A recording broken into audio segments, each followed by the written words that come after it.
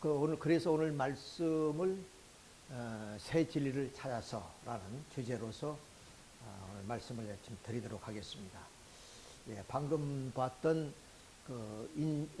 죽재 서남동 목사에 대해서 잠깐 말씀을 드린다면은 이 서남동 교수는 민중신학을 통해서 바로 여기에 이제 신의 어떤 섭리와 그리고 민중의 그런 역사에 하나의 좀 조화, 화합 이런 것을 이제 주장했던 분이에요. 그러니까 우리 한국 역사와도 아주 기독교 역사가 부합된다는 그런 의미인데 무슨 뜻이냐면은 바로 민중의 고통이 바로 예수님의 그런 아픔이고 고통이다. 그러므로써 민중의 어떤 희망을 보면서 그런 기독교의 어떤 신학의 그런 희망 이것을 이제 얘기하시는 그런 내용들이죠. 자, 그래서 1979년에 민중신학이라는 이름으로 발표한 글을 보완하여 완성한 논문의 제목을 새로 달았다. 이게 제안이 새롭게 다른데 두 이야기합니다. 여기에서는 한국 기독교 역사 참여적 삶에서 기독교의 민중사와 한국의 민중사가 서로 합류하고 있다고 주장한다. 이건 이뿐만 아니라 우리 통일교회 측에서도 한해 역사 이런 얘기들을 많이 하는데 우리 민족의 역사가 한해 역사 아니에요. 그렇기 때문에 하나님이 6천년 구원 섭리사도 보면 어떻게 보면 한해 역사거든요. 이런 의미에서 우리 한민족사와 그리고 기독교 섭리사가 서로 좀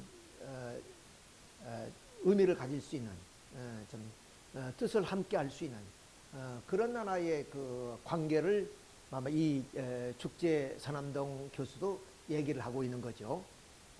그래서 서남동이 자신이 민중의 신학을 고쳐 완성한 후 두 이야기에 합류하는 제목을 새롭게 단 것에는 깊은 뜻이 있다. 그런 민중의 고난을 보면서 그리스도의 고통을 보았고 민중의 희망을 통해서 신의 섭리를 봤다. 민중에 관한 이야기는 신의 이야기였고 그 두 이야기는 역사에 합류한다.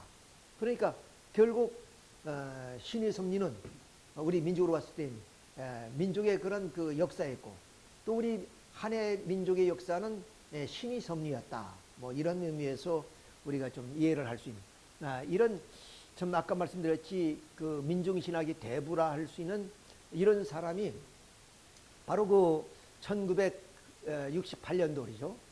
그때 광원은 목사님이 운영하는 스웨덴에 있는 크리스찬 아카데미에서의 이렇게 세미나를 가지게 됩니다. 그때 이제 주자 발표한 사람이 바로 이 서남동 교수였습니다. 그 주제 내용이 바로 통일 논리에 대한 쉽게 말하면 비판이겠죠.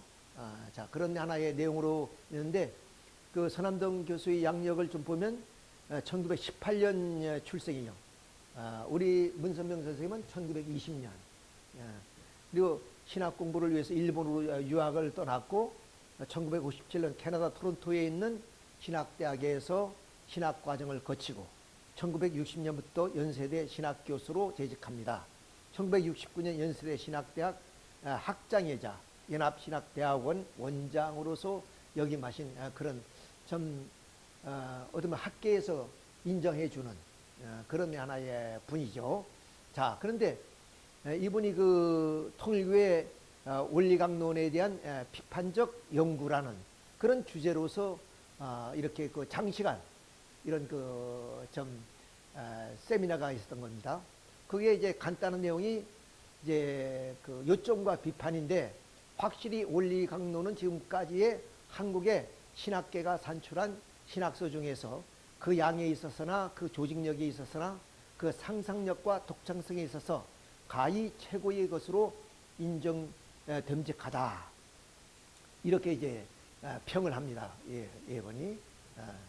자, 이런 내용은 결국 그 당시에 68년도 통일교회가 굉장히 이단 시비에 몰렸고 또 그 이전에 선생님은 그 음란 집단으로 낙인을 찍혀서 서대문 형무소에 그 수용 생활을 했는데, 그때 뭐 형이 확정된 것이 아니라 그냥 구속 과정에서 재판을 받았는데 무죄로 그 3개월 만에 석방이 됐거든요. 예, 어떻든 간에 좀 언론에 보도되고 그것이 여론화되니까 좋은 점보다 나쁜 점이 많이 부각됐죠. 그래 좀 무죄 석방해도 그런 그 언론을 접한 사람들은 아주 본 관이 좀 다르게 봤기 때문에 이런 시점에서 광원용 목사가 이렇게 좀 통일교의 그런 비판을 이런 당시에 최고의 어떤 기독교의 그런 그 원로 목사들이라든가 또 신학자들을 중심으로 해서 이런 세미나가 있었다 하는 것은 상당히 당시에 그 고무적이었죠. 그러니까 지금도 마찬가지지만은 우리가 그 종교란 것은 서로 그 이제 좀 생각을 좀 달리하고 그런 하나의 그 입장에서의 이단십이지만 우리가 이해하려면 얼마든지 이해할 수 있는 부분이 많이 있음에도 불구하고 나와 다르다는 그런 관점에서 그렇게 이제 비판하고 이단시한다는 것은 우리가 바람직한 일이 아니다 하는 그 입장에서 우리가 신천지와도 이런 교류하는 것도 그런 하나의 어떤 한 목적을 위해서 종교를 중심한 평화 그리고 종교 화합 그래서 사회적이고 말하면 이제 그 세계사적인 이런 하나님의 섭리사적인 문제를 함께 머리를 맞대 본다는 것은 이 시대에 굉장히 바람직한 이야기다 이런 입장에서 우리가 이렇게 만남을 갖고 있습니다. 자, 그런데 우리 이 서남동 교수의 얘기가 가운데 여기서 이제 좀 말씀을 좀 더 드려야 될 것이 뭐냐면 이 내용이 이 내용인데 반면에 소위 정통신학은 두 이야기가 결코 합리할 수가 없다는, 그러니까 하나 신의 섭리와 그리고 우리 민중의 역사가 뭐냐면 결코 합리할 수 없다는 거죠. 그것은 뭐 때문에 초자연주의적인 세계관 때문에 그렇습니다.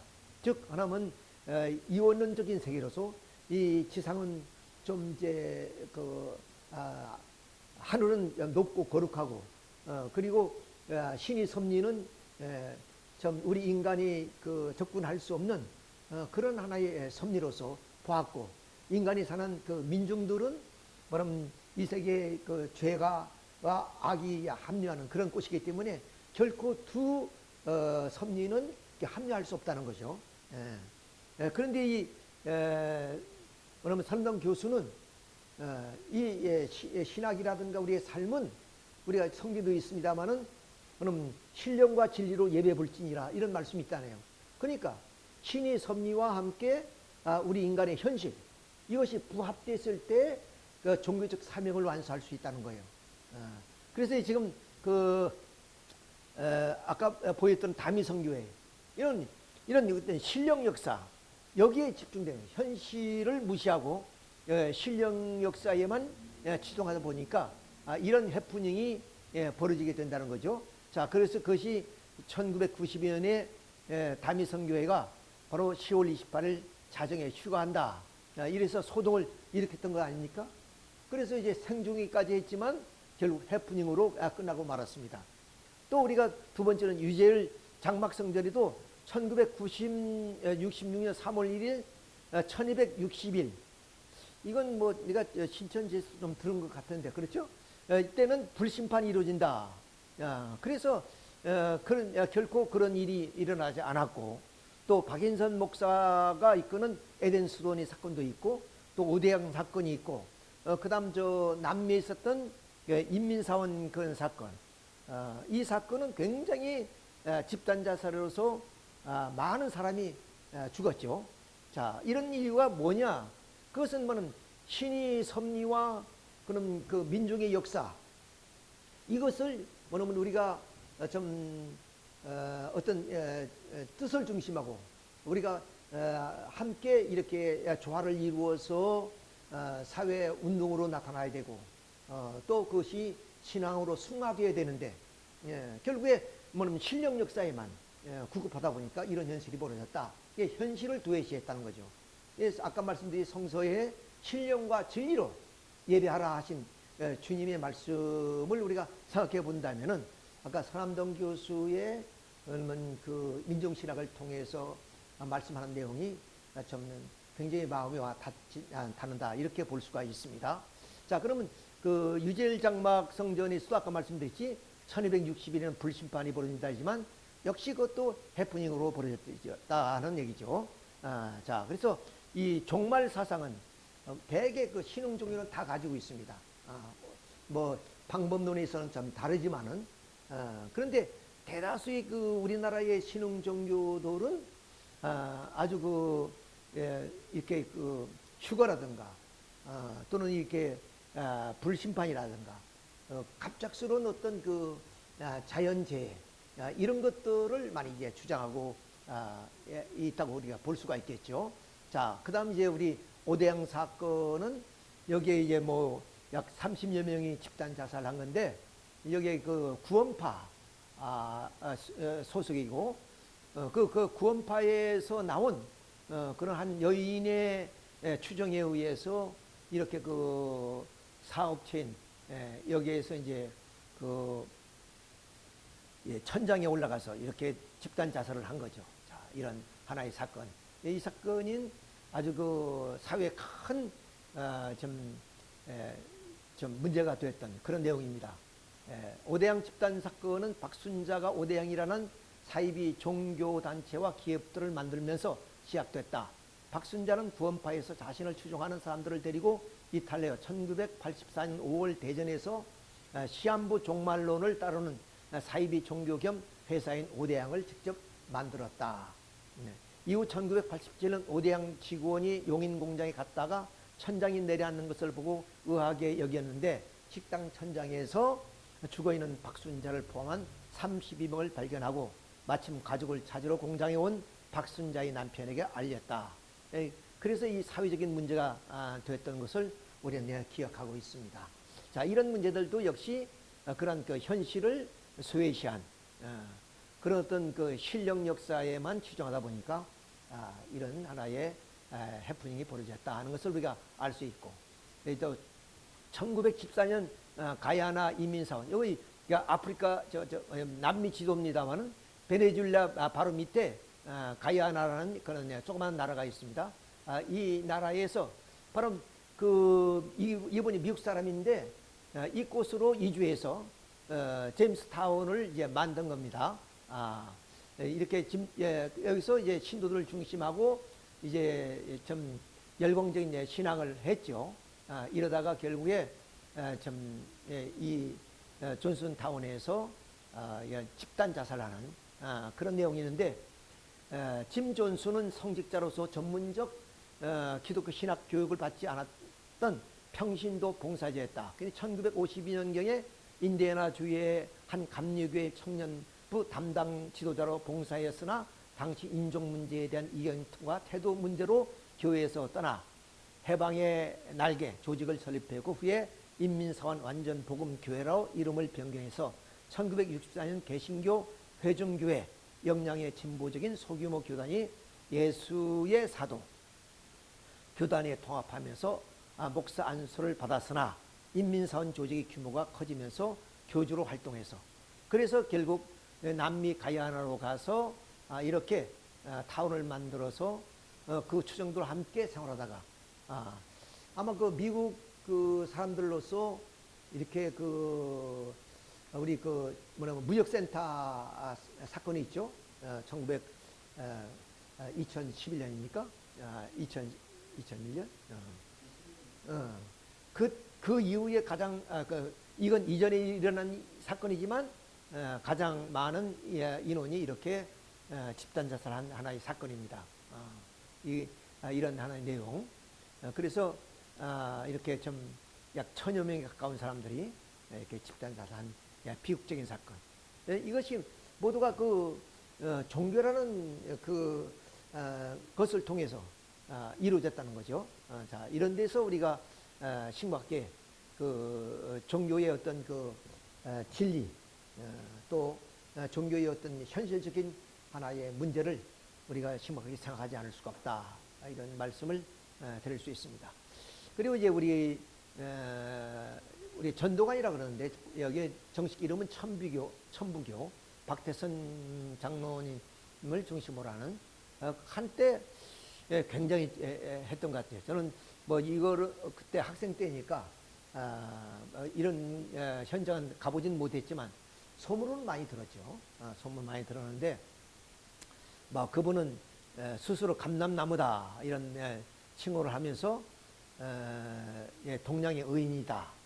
그 1970년에 발행한 책자 오묘의 창조론에서 3씨에 대한 첫 번째 씨는 아담, 그리고 예수, 세 번째는 동방의 인이며 이긴 자인 박태선이라고 주장했다. 그러니까 쉽게 말하면 뭐 재림주라는 뜻이겠죠. 1980년 박태선은 자신은 이 땅에 온 새 하나님으로 선언하고 교단 명칭을 천부교 이렇게 바꿨고 신앙초는 전도관 신앙의 핵심자이며 신자들을 박태선 중심으로 영생, 여기도 뭐 영생을 주장합니다. 되게 신흥 종교들은 그 영생을 육신 쓰고 이렇게 많이 주장하는 것 같아요. 1980년 전도관을 천부교로 개명하고 자신이 창조주 하나님이시며 신약 성경의 98%가 거짓말이고 예수는 사탄의 그런 자식이라는 등 기독교를 전면 부정하는 천부교 교리를 또 이런 분이 사던 예수님을 아주 부정하는 처음은 이분이 뭐 장로니까 얼마나 그 독실한 신앙을 했고 예수님을 구주로 고백하며 신앙했겠어요. 근데 이제 뭐냐면 자기의 자만과 교만에 빠지니까 결국 그 예수를 부정하는 그런 입장. 그것이 영생교회도 나옵니다. 이게 승리자인 조희성의 영생교회, 영생교라고 그러거든요. 자, 조희성은 영생교를 창시하면서 박태선 장로의 사명은 끝났고 그 일을 내가 마무리 지어야 한다. 그러니까 이 조희성은 박태선 장로의 어떤 그 중추적인 그런 하나의 간부로서 활동할 수 있는 분입니다. 그분 가운데 한 분이 통일교 들어왔어요. 저희 이제 가깝게 이렇게 목회를 했었는데 그런 그 분과 같은 친분이 있는 사람이었다고 그래요. 그래서 조희성은 자신이 성경 요한계시록의 2장 3장에 언급된 이긴 자, 열방경에 언급된 미륵불, 경암유교에서 얘기하는 정도령을 주장하고 사람은 영과 육으로 쪼갤 수 없다. 사람이 영 자체가 몸이다. 죽지 않고 살아서만 영생할 수 있다. 사람이 하나님으로부터 사람의 실존은 하나님이다. 창조주 하나님과 아담 해와 하늘의 삼수의 영이 영원전부터 공존하고 있었다. 예수는 망고의 사탄꾼이다. 말세의 구세주는 한국에서 난다.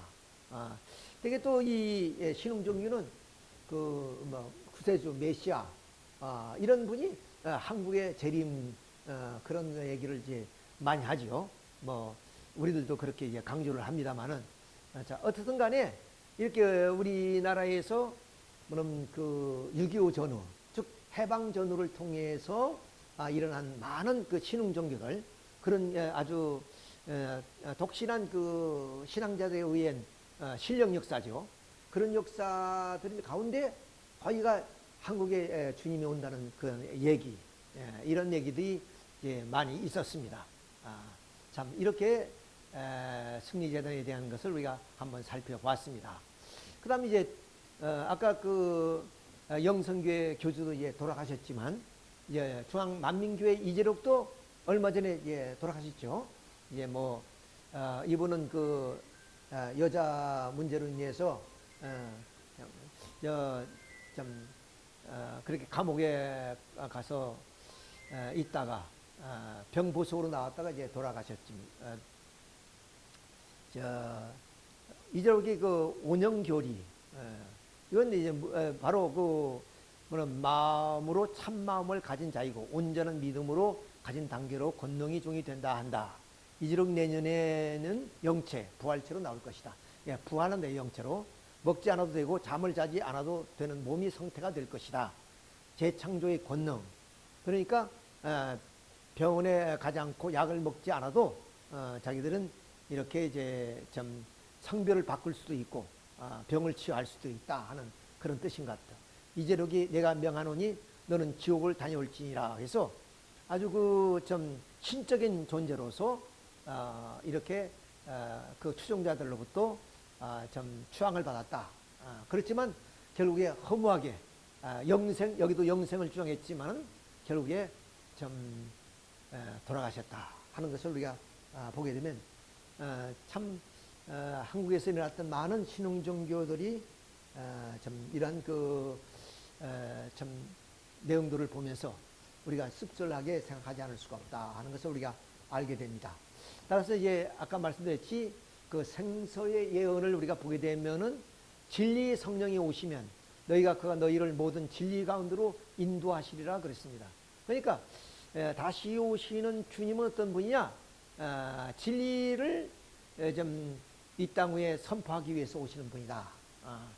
그 말은 다시 다른 말로 표현하면 우리 인간의 타락으로 진리를 잊어버렸기 때문에 그래서 많은 그 수도성들이나 그리고 도의 길을 걸어가는 사람들은 진리를 탐구하기 위해서 그런 수도의 길을 걷고 도의 길을 걷는 거거든요.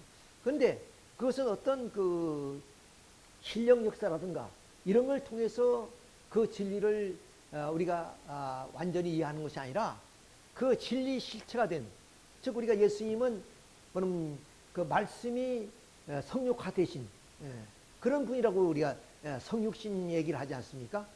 그런 말씀이 실체가 되시는 그런 분, 그분을 통해서 우리가 지금까지 찾고자 했던 진리가 규명되어지는 것이다.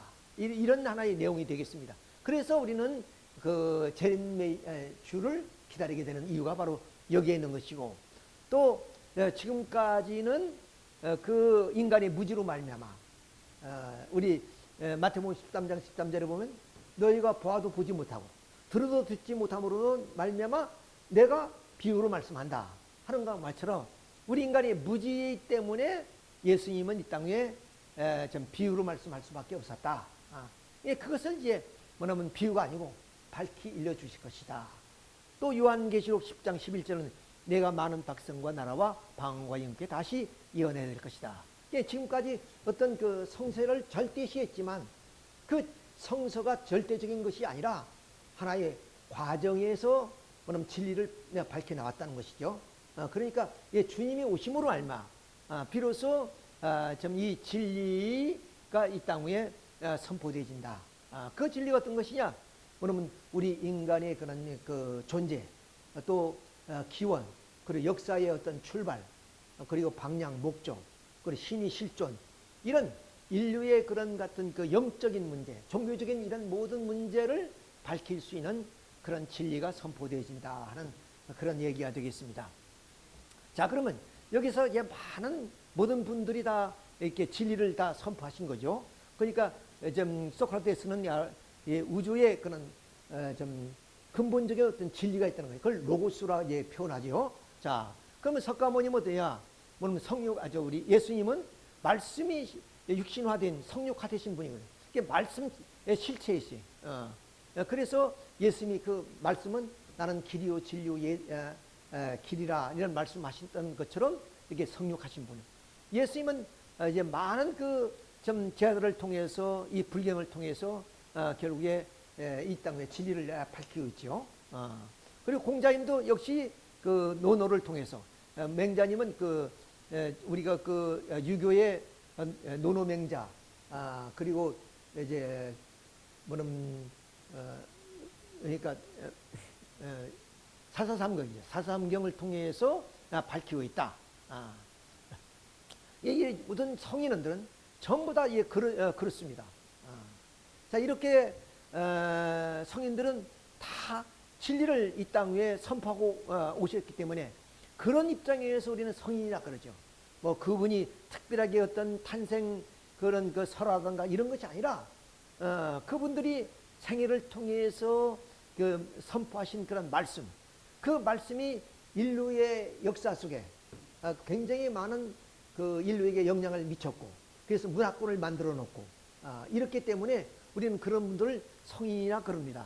그래서 내가 그 신천지 그 집회에 물론 이제 이만희 회장님이 집회지만은 그 이제 좀 내가 처음 굉장히 그 가고 싶었던 것은 이만희 회장님이 무슨 말씀을 하실까?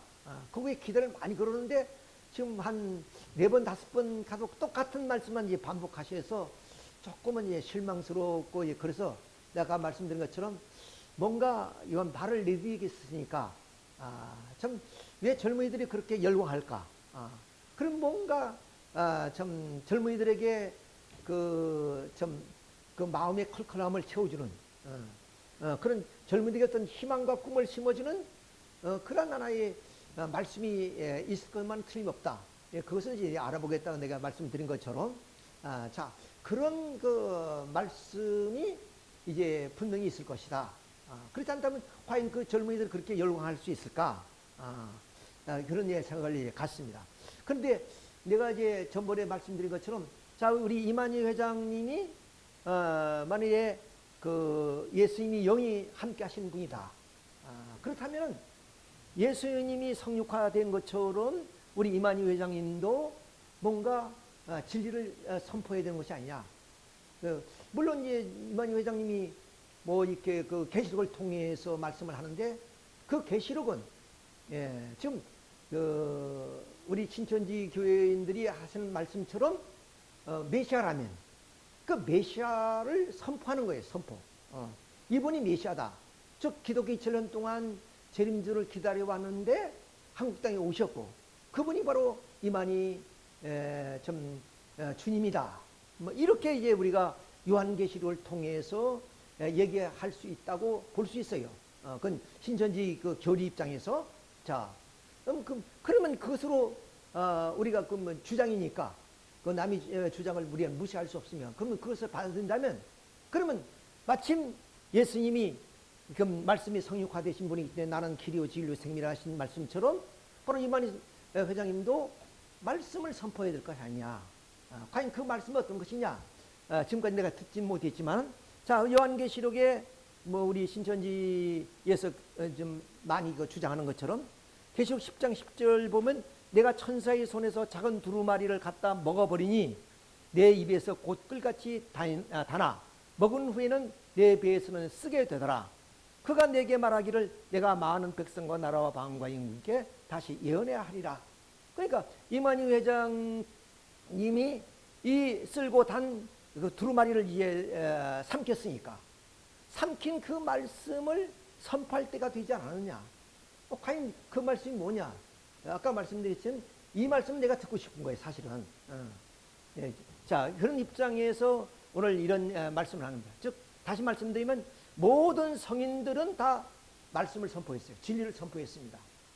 그것이 뭐 오늘날에 다 나름대로의 어떤 평가를 받고 있지만은 절대적인 진리가 아니더라도, 그러나 그 인류 역사에 지대한 영향을 미쳐서 문화권을 만들어 놓은 것만은 틀림없단 말이죠.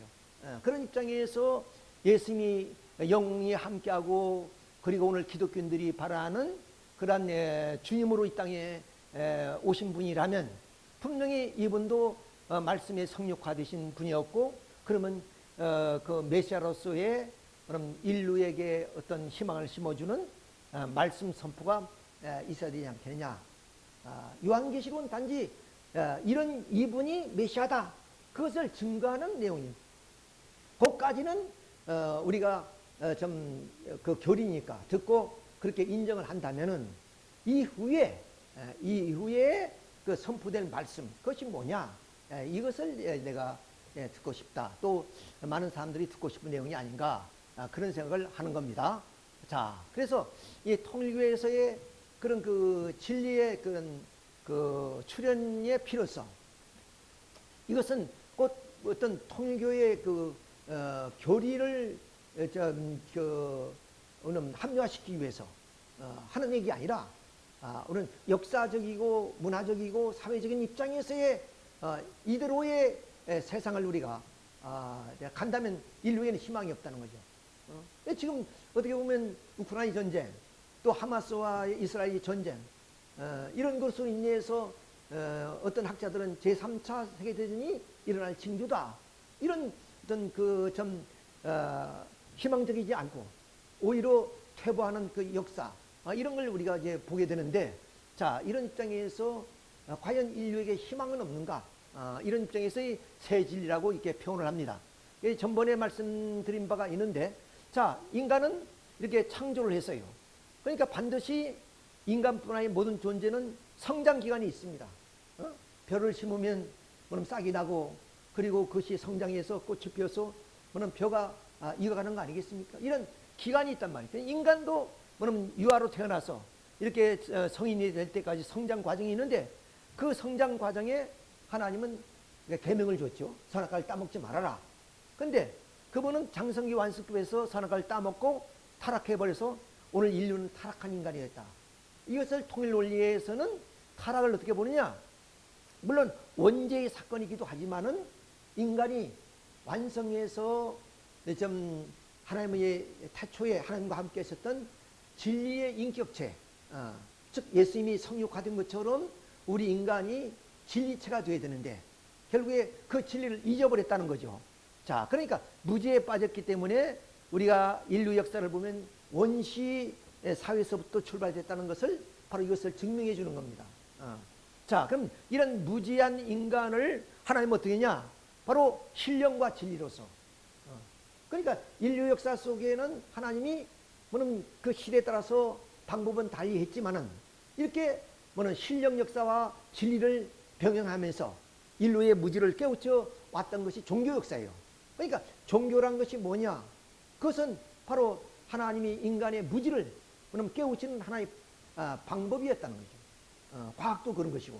자, 이런 측면에서 신령과 진리, 즉 종교와 과학을 통해서 인류 역사를 무지에서 깨우쳐 왔는데, 그 방법이, 범위나 정도와 방법은 달리했다는 거예요. 시대에 따라서. 왜? 인간의 지능이 역사 속에서 이렇게 발전하기 때문에 그 시대에 따라서 이 진리를 표현하는 방법은 달라졌다. 그 말. 그래서 역사선을 중심해서 인간의 지능은 점점 원시사회에서부터 오늘의 문명사회로 이어졌잖아요. 그 문명사회가 이루어진 것은 뭐냐면 역사와 더불어서 인간이 심령과 지능이 발전했기 때문에 그렇다. 이런 입장이에요. 그래서 이제 우리 타락한 인간 이후에 1600년이 지나서 노아 때는 우리 인간을 어떻게 해서 그 무지를 깨우쳤느냐? 신을 찾아가는 하나의 길이 방주를 통해서 이렇게 신의 계시에 의해서 방주를 지어서 하나님으로부터의 그런 계시를 받고 또 하나님으로부터의 축복을 받는 거죠. 자, 그다음 노아에서 아브라함까지 400년 사는 이만큼 우리 인간이 지능이 발전했다는 거죠. 그러니까 방주가 아니고 제물로 그런 하나의 범위와 정도를 달리했다. 그럼 아브라함 이후 모세 때는 바로 또다시 인간 지능이 이만큼 발전했기 때문에 그럼 하나님이 그 진리를 가르쳐주는 하나의 방법은 율법을 통해서 이렇게 밝혀졌다는 거예요. 그것은 뭐냐면 이렇게 방주를 지을 때나 제물을 드릴 때보다는 우리 인간이 심령이 지능이 많이 높아졌다는 것을 얘기하는 거죠.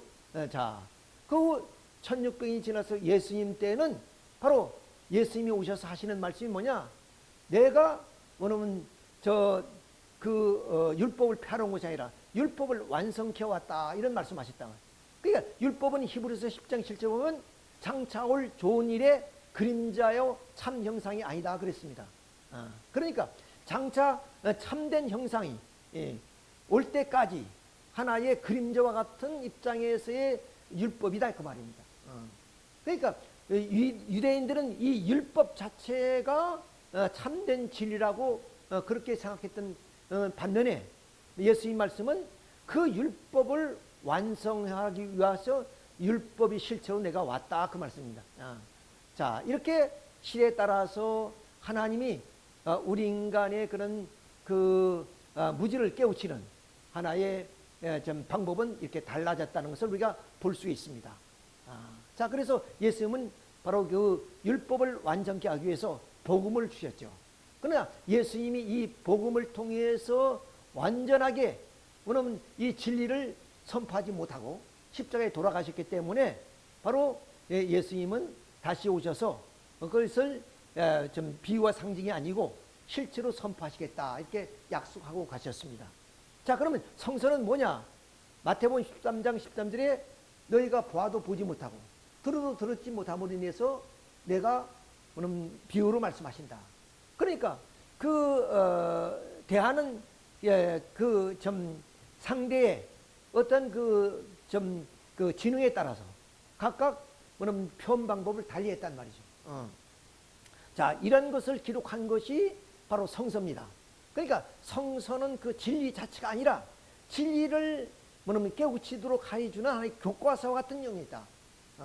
저 초등학생에게는 초등학생에 맞는 그런 그 지능 문제 때문에 바로 교과서를 주었고, 또 중등 교육을 받는 사람에게는 그에 해당하는 지능에 맞는 교과서를 주는 것처럼, 당시에 좀 과학이 없는 그런 시대에 그들이 좀 예수님의 말씀을 받는 입장에서 봤을 때, 그럼 그 말씀을 예수님은 비유로 설명할 수밖에 없었다.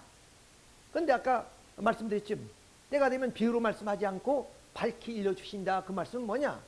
이제 인간의 심령과 지능이 뭐냐면 이성을 통해서 예수님이 주시는 말씀을 다 이해할 수 있기 때문에, 그 현대에서는 이런 뭐냐면 복음의 말씀이 아니라 이 복음의 말씀을 온전히 이해할 수 있는 새 말씀을 주시게 된다. 그래서 새 말씀의 그런 출현의 필연성, 이것을 우리가 여기서 좀 이론적으로 설명해 볼 수 있습니다. 그래서 누가복음 5장 38절에 새 술은 새 부대에 넣어라 하신 그 말씀 봅니다. 이런 새로운 시대가 됐기 때문에 바로 하나님이 지금까지 하시던 어떤 구원 섭리 방법 가지고 하지 않으신다는 거예요. 때로는 이적과 기사도 행하셨고 그런 놀라운 어떤 천변지의 그런 가까운 일들을 했었죠. 지금 노아의 홍수집방 같은 것은, 자, 그런 방법이 아니라 이런 진리로서 우리의 현대인을 교도해 나갈 수 있는 말씀을 주신데, 그 말씀을 우리는 새 말씀이라고 하자 그 말이죠. 자, 이런 입장에서 아까 말씀드렸던 요한복음 6장 25절에 진리 성령이 오시면, 그리고 16장 12절에 비유와 상징으로 말씀하지 않고 그것을 실체로 말씀해 주시겠다. 또 요한계시록 10장 11절에 임금이 다시 오셔서 예언해야 될 그 말씀, 이 말씀을 우리는 새 말씀이다, 이렇게 표현해 볼 수 있다는 거예요. 그래서 마침 우리가 좀 촛불로 율법을 비유한다면 그보다 더 밝은 복음의 빛은 등불이고, 그 등불보다 더 밝은 아침 햇빛이다. 그러니까 뭐냐면 이 등불이 켜질 때까지 촛불이 사명을 하는 것이고, 또 아침에 해가 떠오기 전까지 밤에 등불이 사명을 하는 것이다. 그러니까 이 율법이나 복음이 필요 없는 것이 아니라 시대적 소명을 다하고 그 사명을 다했다는 얘기예요. 그러니까 예를 들어서 우리가 유대인이라든가 또 기독교인이라든가 오늘의 어떤 새 말씀을 가지고 오시는 주님은 서로가 적대적 관계가 아니라 서로 이 시대를 오기까지의 하나님의 섭리를 그 시대적 담당을 해왔던 그런 하나의 분야다, 이렇게 말씀하시는 거예요. 자, 이런 입장에서 봤을 때 우리가 그러면 그 진리의 출현성과 함께 오늘의 모든 재정교의 어떤 통합, 재정교의 어떤 그 대화를 통해서 현재의 문제를 해결해 나가야 된다 하는 거예요. 그러니까 어떤 율법은 과거라 그런다면은 이제 그 새 말씀은 어떤 현재적인 말씀이요, 미래적인 말씀. 그러니까 과거 없는 현재가 있을 수 없고, 또 좀 현재를 통해서 미래가 지어지는 것이기 때문에 과거, 현재, 미래는 항상 하나의 좀 직선상에 있다, 이렇게 우리가 볼 수가 있는 거죠. 자, 이런 입장에서 우리가 진리의 출현을 우리가 좀 생각해 볼 수가 있습니다. 자, 그러면 우리 통일교에서 그 진리라고 하는 그 원리를 문선명 선생님이 선포했습니다. 아까 우리가 그 서남동 교수가 통일교 그 원리강론 비판을 통해서 말씀을 드렸습니다만은, 자, 그 말씀 어디냐? 문선명 선생님 말씀에 절대성으로 선포된 것이다. 그러니까 지금까지 모든 종교의 그런 그 하나의 좀 경쟁이란 것은 어떤 그 상대성을 띠고 있었다 그 말이죠. 그런데 이것은 절대성으로 선포된 말씀이 바로 원리다. 그래서 그런 원리를 중심으로 해서 현실적 문제를 해결하기 위해서, 이거는 뭐 우리가 좀 구태여 우리가 따진다면 종교적 그런 얘기는 아니지만, 이 문제들이 전부 다 현실적 문제를 해결하는 거예요. 그러니까 오늘 우리는 이 종교와 현실을 좀 우리가 그 차원을 달리해서 연원적인 입장에서 바라보는 거예요.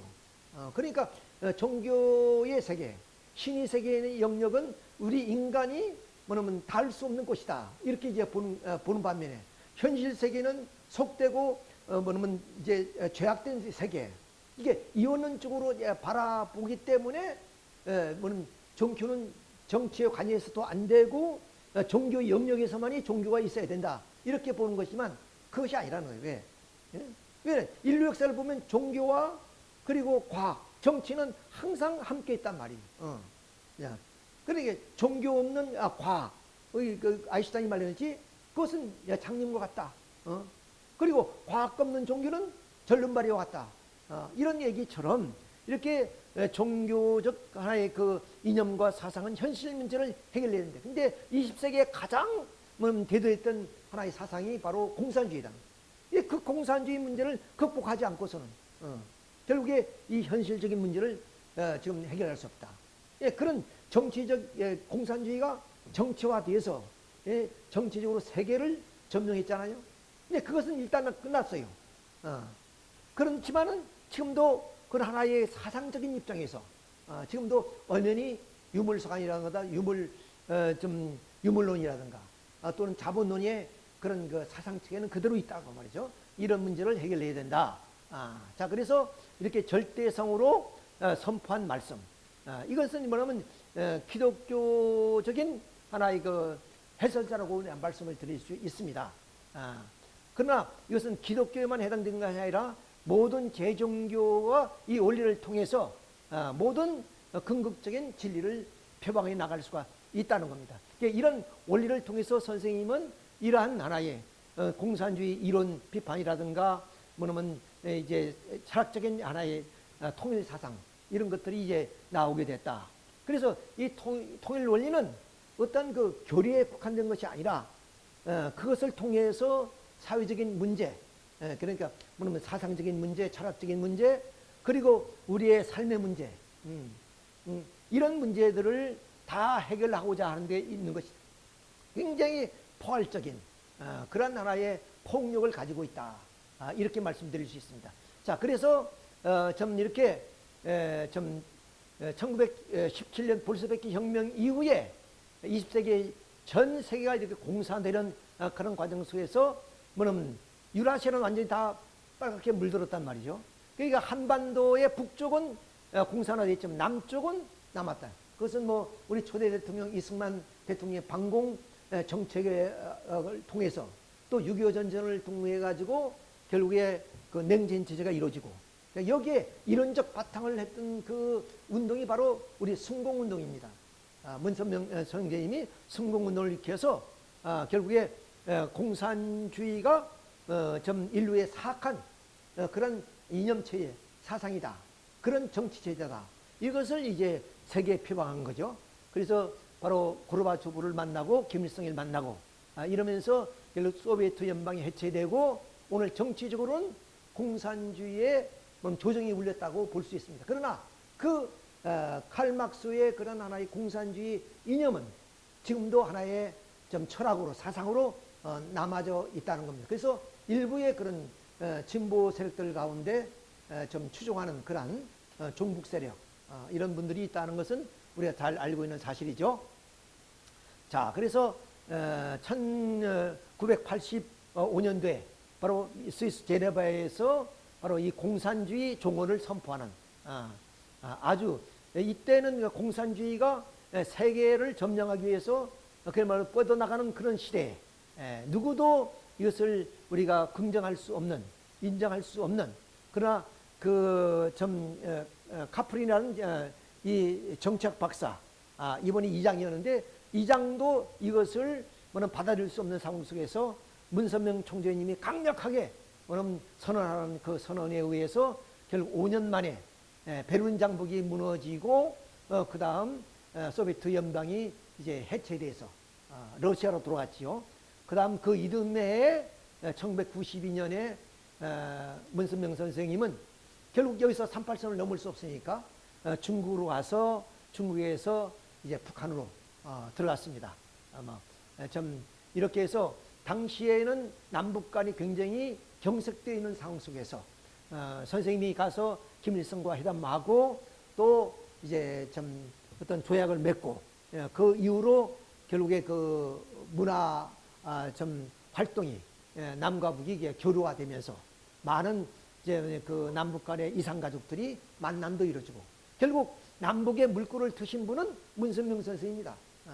그 전에 누구도 북한에 이런 가본 적 물론 이제 뭐 문익환 목사는 몇 분에 가셨지만 그것은 이런 그 좀 통큰 그런 하나의 교류가 아니라 어떻게 보면 북한을 뭐 좀 경제로 도와준다는 그런 입장인지는 모르겠지만 이렇게 김일성 주석과의 어떤 그 어떤 좀 단독 면담이라든가 회담을 통해서 남북 간의 교류를 완전히 트인 그래서 평양 소년 뭐 아닙니까? 그분 그런 애들이 이제 서울에 와서 공연했고 우리는 리틀렌즈스 무용단이 평양에 가서 공연하고 그러면서 선생님께서 평양에다 북한에다가 평화자동차 그러니까 많은 기업가들이 그 기업을 투자하기 위해서 경제적으로 도와주고 뭐 그랬지만 선생님은 절대 그렇게 하면 안 된다는 거죠.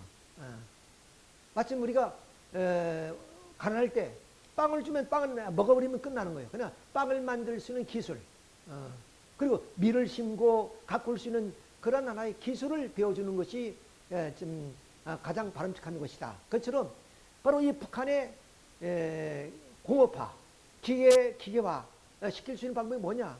자동차가 굉장히 많은 부품을 가지고 있어요. 약 5만 가지의 부품이 있다 그래요. 그 부품을 만들려면 뭐냐면 그런 기술이 필요해요. 그래서 이 공업화를 위해서는 바로 이렇게 자동차를 처음은 만들 수 없으니까 이탈리아야 피아트 그것을 뭐냐면 그 부품을 가져다 조립하는 공장 그걸 만들어 주신 거죠. 그래서 완전히 이제 남북 간이 합작으로 했지만은 결국엔 문 총재님은 다 모든 것을 북한에게 주었습니다. 자, 이런 과정. 그래서 금강산 개발이라든가 이런 것은 모두가 문 총재님이한테 일림했던 거예요. 왜 그러냐? 이분은 종교인이고 그리고 믿음이 가기 때문에. 그래서 좀 형님 아우 김일성 주석이 좀 우애입니다. 그래서 형님하고 아우하자. 그래서 의형제를 맺고 그러면서 금강산 개발은 좀 민족사적인 내용이고 또 인류사적인 나라의 좀 관광지로서 세우기 위해서 그야말로 양심적이고 또 좀 천년대계의 미래를 내다볼 수 있는 분에게 맡겨야 된다. 이런 입장에서 그걸 했지만 김 주석이 갑작스럽게 돌아가심으로 인하 그 현대로 이제 넘어가게 됐죠. 자, 이렇게 했다는 것을 우리가 말씀드립니다. 자, 그러면 문 선생님의 한마디로 말하면 그 새 진리란 것이 우리가 묻는다면 어떤 것입니까? 이렇게 이제 표현한다면은 바로 이런 내용입니다.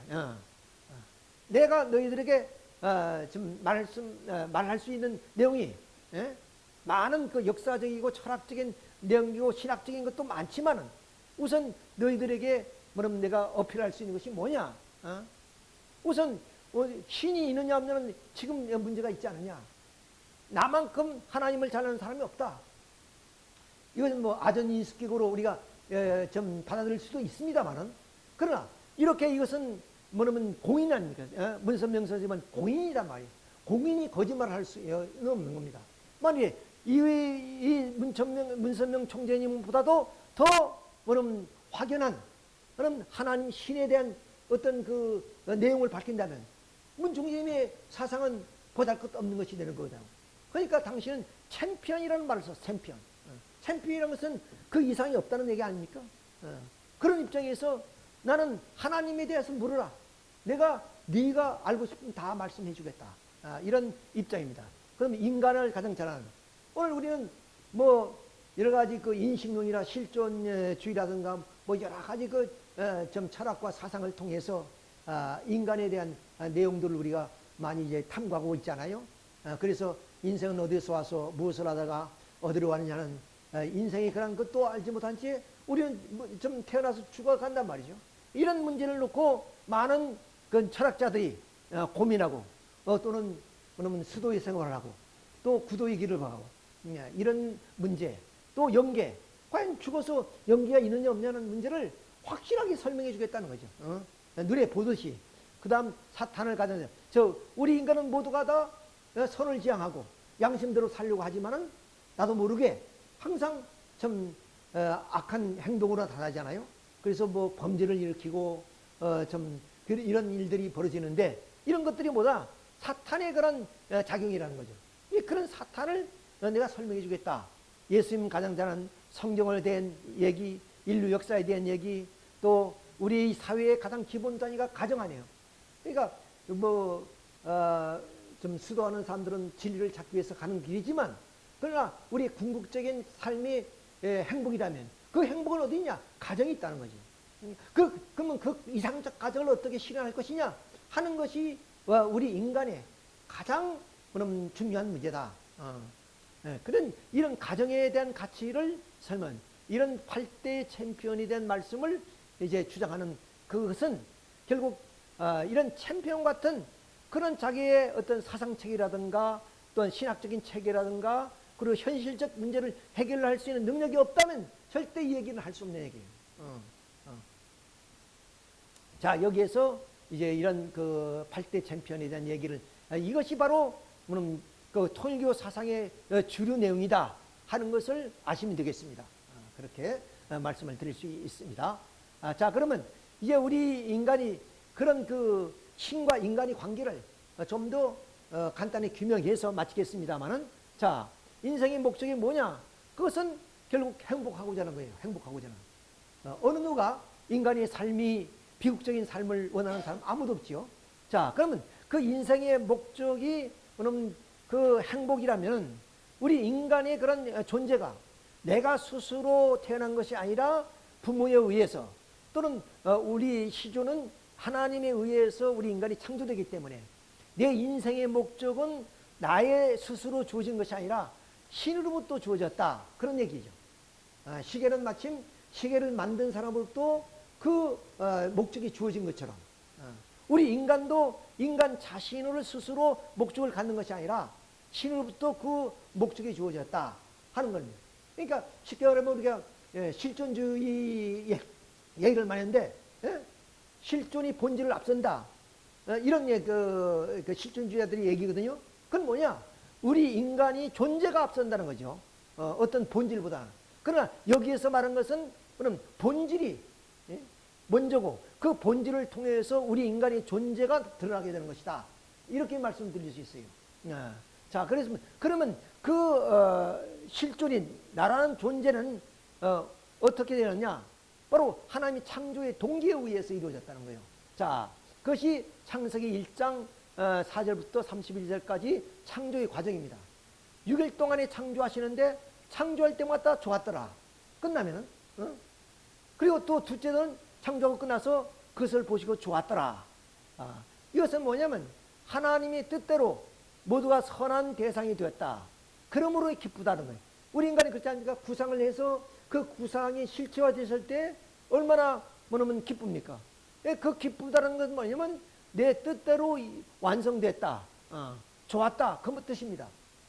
그러니까 하나님의 형상대로 우리 인간을 비롯한 모든 우주만상을 창조하실 때 그 하나님의 구상이 그러면 뜻대로 다 이루어져서 그러면 하나님의 뜻대로 이루어졌으니까 그건 선한 거죠. 그러므로 기쁨과 행복을 느낀다. 그 말씀입니다. 자, 이런 데에서 기쁨이란 것은 독자적으로는 생기지 않는다. 반드시 대상으로부터는 자고로 얼마 주체의 성상과 형성을 타각적으로 느낄 때 기쁨이 생긴다. 그건 작가의 기쁨은 뭐냐? 그 작품으로부터는 자고로 말마 작가는 기쁨을 느끼게 되는 것이다. 그러니까 하나님은 전지하고 전능하지만은 하나님이 느낄 수 없는 것이 있다. 그건 뭐야? 기쁨이다. 기쁨. 왜? 기쁨은 혼자서는 절대로 못 느끼는 것이다. 반드시 대상을 통해서만 느낀다. 근데 하나님이 창조가 끝날 때마다 기뻤단 말이죠. 그 말은 뭐냐면 창조물을 통해서 당신이 구상했던 대로 선의 대상이 되기 때문에 기뻤다는 거예요. 그럼 그 대상으로부터 기쁨을 느끼기 때문에 하나님의 창조의 동기는 뭐냐? 바로 기뻐하고자 하는 그런 하나의 사랑의 대상으로 창조했다. 사랑이 동기였다. 사랑이 동기였다. 마침 부모님이 자녀를 낳는 것이 뭐예요? 그 자녀를 통해서 내가 늙으면은 효를 받기 위해서 그것이 아니다. 사랑의 대상으로 자식을 낳고 키우는 것이다. 그러니까 하나님도 그런 하나의 사랑의 대상이 필요했기 때문에 창조 역사가 벌어지게 되었다 하는 겁니다. 그러면 이런 그 사랑은 뭐야? 바로 하나님이 심정이 동기였다는 거예요. 그래서 여기에 사랑의 심정이 동기니까 그것이 사랑이었고, 그 다음 어떻게 창조했느냐? 그냥 무작위로 뭐냐면 도깨비 방망이 휘두르듯이 오늘 뭐냐면 산이 나와라, 바다가 나와라 이렇게 되는 것이 아니라 바로 태초에 말씀이 계시니 이 말씀이 하나님과 함께 계셨으니 이 말씀은 곧 하나님이시라. 그가 태초에 하나님과 함께 계셨고 만물이 그로 말미암아 진부가 되었으니 지은 것이 하나도 이 말씀이 없이는 된 것이 없다 그랬습니다. 그러니까 진리로 창조하시다. 그러니까 원리와 법도와 질서에 의해서 모든 피조세계는 창조했다. 그러니까 우리 인간의 삶도 원리와 법도와 질서에 의해서 살아가는 것이고, 또 이 우주의 운행 과정도 모두가 원리와 법도와 질서에 의해서 왜 그러냐? 바로 그 원리를 따르면 창조됐기 때문에 그렇다. 그래서 그 말씀을 가지고 하나님은 능력자니까 창조하셨다고 말이야. 자, 그러니까 이런 하나의 창조의 역사는 어떻게냐? 심정이 동기가 되어서 문선명 선생님이 아주 그 심정에 대해서 명확하게 설명했는데, 그러면 심정이라는 게 뭐냐? 사랑하며 기뻐하고자 하는 정적인 충동이다. 기뻐하자는 마음이에요. 기뻐하자는 마음. 왜? 우리 인간이 자식을 낳거나 내가 어떤 목적을 위해서는 다 기뻐하고 행복하고자 하는 거예요. 그것이 우리 마음속에도 있단 말이에요. 우리 마음에 근원 되시는 하나님, 그 하나님이야말로 바로 그러한 심정이 하나님이다. 그러니까 하나님도 뭐냐면 아담과 해를 놓고 기뻐하셨고, 그리고 아담과 해가 타락했기 때문에 내가 어찌하여서 인간을 창조했는고 한탄하신 이유도 바로 하나님의 심정을 토로하신 내용이다. 이렇게 볼 수가 있어요. 자, 이렇게 해서 하나님은 이렇게 그 심정의 동기화 뒤에서 사랑의 사랑을 가지고 말씀으로 창조한 역사가 바로 우리 인간이다. 어린 인간이 되는 것이다. 따라서 우리 인간은 하나님의 선의 대상이 되는데 그 선의 대상은 바로 이렇게 우리 인간이 인격을 갖추어서, 인격을 갖는다는 것은 바로 심정적인 그런 존재, 그리고 원리와 법도와 질서의 입법적인 존재, 그리고 우리 인간의 의지력, 창조성이 있는 그런 존재를 우리는 인격자라고 그러죠. 뭐 공부만 했다고 인격자다, 그리고 또 자기가 능력이 있다고 해서 인격자가 아니라 반드시 이런 3요소가 있어야 됩니다. 그래야 인격자잖아요. 그의 중심은 물론 이제 사랑입니다. 심정이죠. 자, 이런 인격자가 되는 것, 이것이 하나님이 발했던 선의 존재다. 그러므로 인해서 우리 인간은 기뻐하고 행복하게 되는 것이다. 자, 이런 인간을 바라보시면서 하나님은 기뻐하시기 위해서 창조하시게 되었다. 그러니까 우리 인간의 존재의 목적은 어디 있냐? 바로 삶은 이런 인격을 갖추어서 기뻐하는 삶을 살아야 한다. 그런데 우리 인간은 사회적인 존재라 그랬잖아요. 자, 뭐냐면 내가 옷도 입어야 되고, 음식도 먹어야 되고, 또 어디 이동하려면 그 교통기관도 있어야 되고, 나 혼자 할 수 없는 거예요. 그러니까 인간은 사회적인 존재예요. 자, 그 사회를 이룩하기 위해서는 그 사회의 기본 단위가 있어요. 그것이 바로 하나님이 생육하고 번식하여 만물을 주관하는 3대 축복을 이루는 것인데, 그 기본 단위가 가정이다. 가정. 그러니까 내 개인 자체가 어디야? 이런 인격을 갖추어서 부부가 되어야만이 자녀가 번식하고 가정을 이루니까, 그러니까 이렇게 생육하라. 그래서 그 다음 결혼해서 번식해라. 그 다음 그러면 인간만 살 수 없으니까 자연이 주관을 하면서 살아야 된단 말이에요. 자연의 모든 요소를 통해서 우리가 살아가야 된다. 그래서 이 가정이야말로 사회의 하나의 기본 단위다. 뭐 어떤 사람들은 개인이라지만 개인은 아닙니다.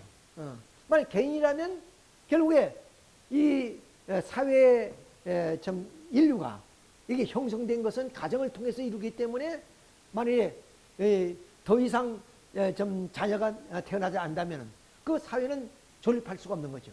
그래서 이러한 하나의 좀 가정을 중심한 사회기대, 동서남북의 사방성이죠. 이런 사회기대를 갖춤으로써 사회의 근원이 되고 근본이 되고 또 모든 삶의 가치의 근본이 되고 또 우리 자녀들을 낳고 양육하여서 그리고 사회의 일꾼이 되고 그 모든 교육은 가정교육을 통해서 이루어지는 것이다. 자, 그래서 다시 한번 하면 하나님이 이런 심정의 대상을 통해 기뻐하시는데 그 대상도 하나님을 닮아서 이런 인격체가 되어야 된다. 인격을 형성하는 것은 어떤 지식이나 그리고 능력에 대한 것이 아니라 바로 이런 심정을 근본으로 해서, 즉 사랑을 근본으로 해서 우리 고린도후서 13장에 보면 사랑이 없으면 괭가리 같다 그렇죠. 자, 그건 울림밖에 되지 않는다 그래요. 그러니까 그런 사랑을 기본으로 해서 우리가 원리와 법도 질서 속에서 내 의지를 발휘해서 내가 살아가는 것. 이런 하나의 인격 형성된 존재로부터 하나님이 기뻐하시는데 이것은 어떻게 개인이기 때문에 우리 생애를 다하면 죽어버립니다.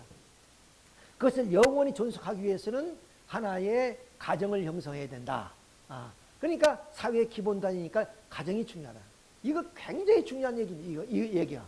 지금 우리 자녀가 좀 출산율이 저하돼서 걱정하고 있고, 그럼 자녀 교육이 문제가 되고 있고, 청소년들이 윤락 문제가 사회 문제가 되고 있고, 많은 문제들이 이 가정에서부터 출발되어지는 겁니다. 그래서 통일교회는 아주 이 가정을 중요시한다. 모든 종교는 개인의 어떤 인격, 개인이 좀 참된 진리를 찾아서 수도하는 그것, 이것이 종교이기래 지금까지는. 그래서 문선명 선생님은 종교의 시대는 끝났다.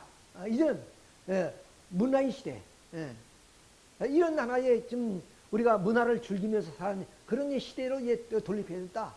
그러니까 그 말은 뭡니까? 독신으로 주장했던 종교의 세계는 이제는 이런 축복 결혼을 통해서 참된 가정을 이루게 되면 그 세계는 이런 심정 문화가 이루어진 하나의 세계가 되는 것이다 하는 얘기가 되겠습니다. 자, 그렇죠? 자, 그다음 이제 심정 문화를 이룩하기 위해서 되냐? 모든 것은 심정이 동기예요.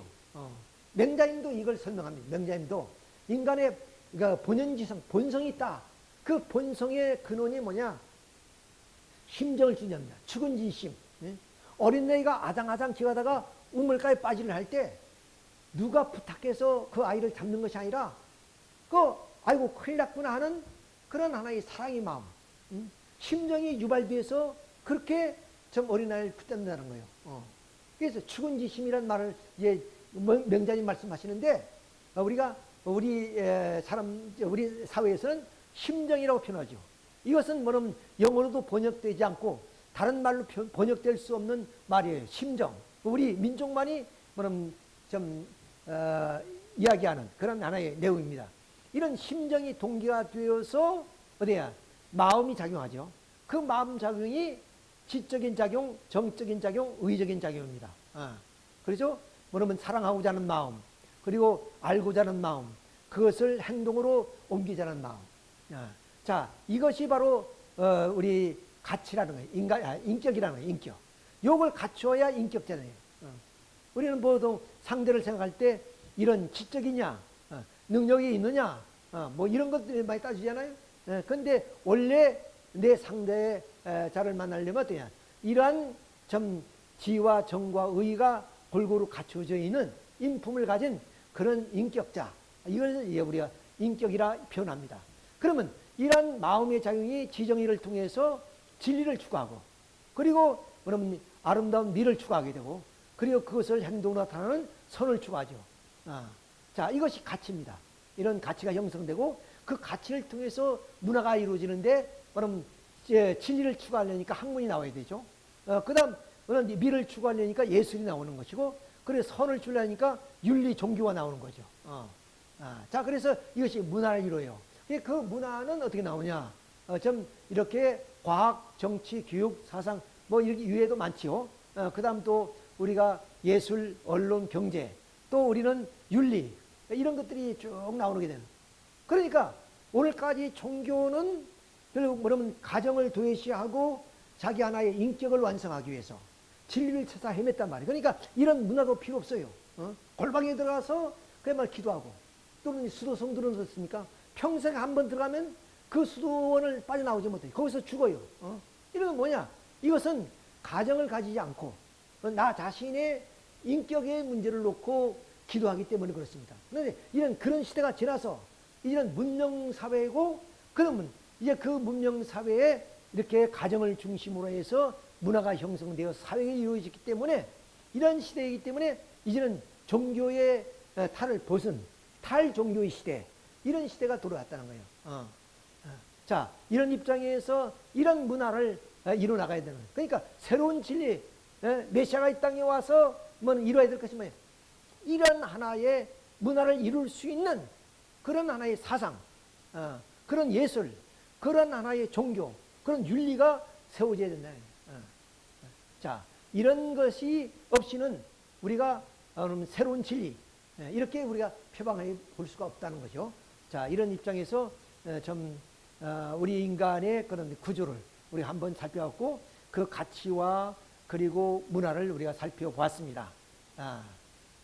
자, 그 다음 이제 마지막으로서 우리 인간이 이러한 하나의 문화를 이루어 나가는 데 있어서 가정은 어떤 가정을 이루냐? 바로 심정의 부모의 사랑, 그리고 부부의 심정을 통한 부부의 사랑, 그리고 형제의 심정을 통한 자녀의 사랑, 자녀의 심정을 통해서 그리고 형제를 통한 형제의 사랑. 자, 이렇게 해서 우리가 가정에서 이러한 그 부모를 부모님의 사랑, 또 형제간의 화해, 부부의 화해, 효성, 우애 이름으로 인해서 우리 가정의 그런 교육, 이게 우리 통일교회에서는 이렇게 좀 일주일에 한 번씩은 경배식이라 해서 부모님과 조상과 하나님께 경배하드리고 부부간에 맞절을 하고 뭐는 화해를 해야 되니까 그다음 부모님께 효성과 또 형제간의 우애를 다지기 위해서 이러한 하나의 좀 의식을 갖습니다. 그래서 가정은 모든 것이 근본이 되기 때문에 사랑의 근본 기대, 힘의 근본 기대, 행복의 근본 기대, 이상사회의 근본 기대가 됨으로써 좀 우리가 바랐던 공생, 공명, 공의, 서로 함께 좀 우리가 생존하고 또 함께 번영을 누리고 함께 우리가 질서가 공의로운 사회를 만들기 위해서는 바로 이러한 가정이 기본적인 하나의 이러한 윤리라든가 그리고 사랑을 중심한 심정이 가정이 이루어진다. 이것이 인류가 추구했던 하나의 좀 세계, 또 공산주의들이 추구했던 그런 세계대. 이것이 또 사회주의자들이 추구했던 하나의 세계다. 그 세계를 한마디로 말하면 심정 문화가 이루어진 세계다. 왜? 심정이 동기가 되어서 우리 인간이 창조되었기 때문에 우리의 삶도 또 우리의 좀 행복도와 번영도 이 심정을 통한 그 문화가 형성되어야 된다. 그래서 통일교의 그 하나의 사상은 결국에 가정 중심한 심정 문화의 세계를 표방하고 그런 세계를 추구해 나가고 있다. 이런 말씀을 드리면서 오늘 말씀을 모두 마치게 하겠습니다.